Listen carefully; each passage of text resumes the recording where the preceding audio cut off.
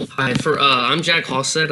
For my AV mix, I wanted to focus on the racial issues we see today in America and how they compare with those racial issues around the civil rights era.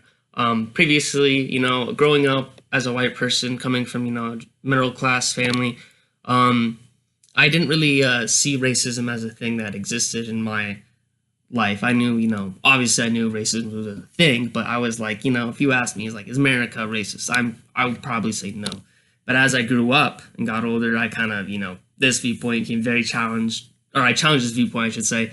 And, it's not something that I agree with now. And that's partially because of the media that I decided to consume as I grew up. Artists like Kendrick Lamar rapping about his life and how, and the tumultuous, things that he went through growing up in Compton, it exposed me and showed me a reality that I'd never really been exposed to before.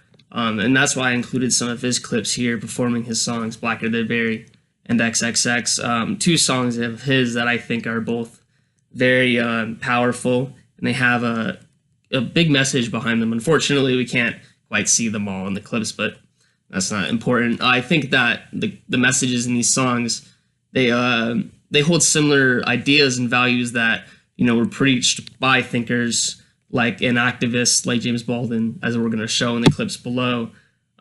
They show that, or the songs and the clips demonstrate that the racism in America is not about a white man hating a black man or a white person hating a black person or whatever, but rather about how there's a systematic hold that America has over black people that is kind of pushing them down and is trying to keep them disenfranchised, for example, through our private prison system. And Kendrick Lamar and James Baldwin, we're going to see in some of these clips, talk about how because of this system existing, it wants the African Americans to feel that they are almost inferior, disenfranchised, and that they can't escape that the life that they're in, and that's almost a self-fulfilling prophecy for them. But I think that these clips here not only highlight the issues that are wrong with the systematic racism, but also show how people, or African Americans specifically, kind of not contribute but allow it to happen in a way.